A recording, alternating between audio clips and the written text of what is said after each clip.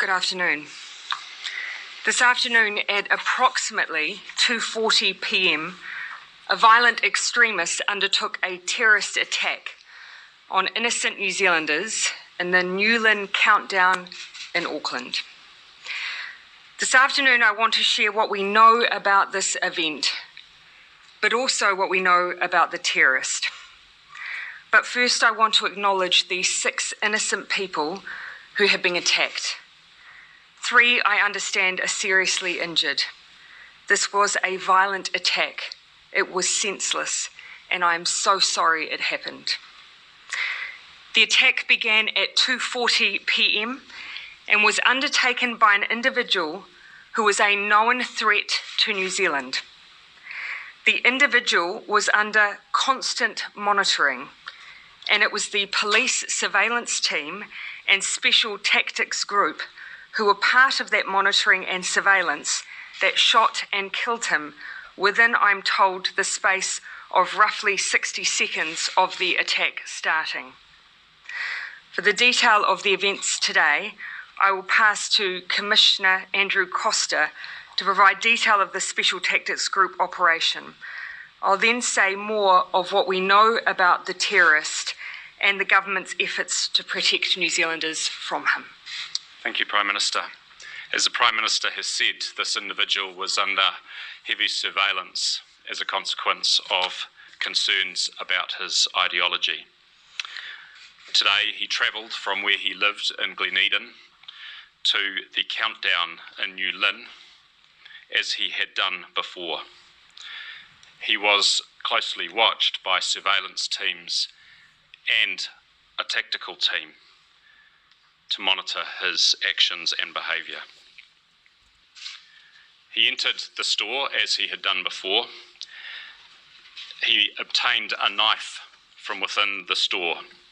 Surveillance teams were as close as they possibly could be to monitor his activity. When the commotion started, 2 police tactical operators from the STG moved to his location and engaged him. When he approached them with the knife, he was shot and killed. I acknowledge that this situation raises questions about whether police could have done more, whether police could have intervened more quickly. I'm satisfied, based on the information available to me, that the staff involved did not only what we expect they would do in this situation, but did it with great courage. The reality is that when you are surveilling someone on a 24/7 basis, it is not possible to be immediately next to them at all times.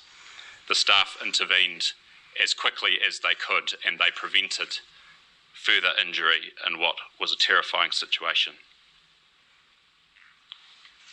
Thank you, Prime Minister. Thank you, Commissioner Costa. I want to share some additional information. This information is not as complete as I would like, for reasons I'll expand on shortly. The terrorist is a Sri Lankan national who arrived in New Zealand in October of 2011. He became a person of national security interest from 2016.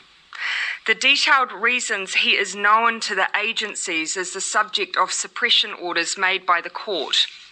In my view, it is in the public interest to share as much as we can in this case. I'm seeking advice on what we can do to facilitate that sharing of information as soon as possible. What I can say is that we have utilised every legal and surveillance power available to us to try and keep people safe from this individual. Many agencies and people were involved, and all were motivated by the same thing: trying to keep people safe.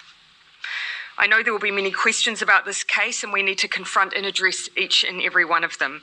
And there will, as a matter of course and good practice, be multiple inquiries, including the IPCA and, importantly, the coroner's inquiry. It is not my intention, though, to wait for these reports to release what we can, but they will provide additional insight into this attack. Before I open up for questions, what happened today was despicable. It was hateful. It was wrong. was carried out by an individual, not a faith, not a culture, not an ethnicity, but an individual person who was gripped by ideology that is not supported here by anyone or any community.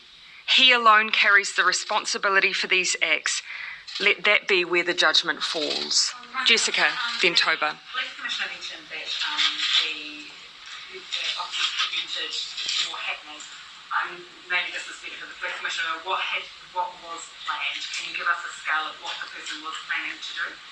We've had absolutely nothing that would tell us the extent of his intentions, or indeed that he had particular intentions today to go and do this act. Based on our surveillance, what we could tell is that he was undertaking what appeared to be a normal shopping expedition. However, clearly we have been concerned about his ideology, and that's why he was under surveillance and with accompanying tactical teams to be able to intervene. Sitting at home, they'll look at this and say, if he was being surveyed and so closely watched, why were 6 people able to be injured before he was shot? Can you explain that?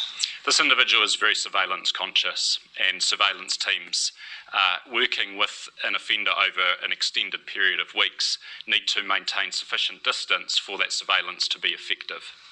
So they were as close as they possibly could be without compromising the surveillance operation. So this is someone that has been closely monitored, and so as the Commissioner has said, there was nothing that we're aware of at this point in time to indicate that what he was going to do today was going to happen today. But obviously because he was being closely followed and watched, they were there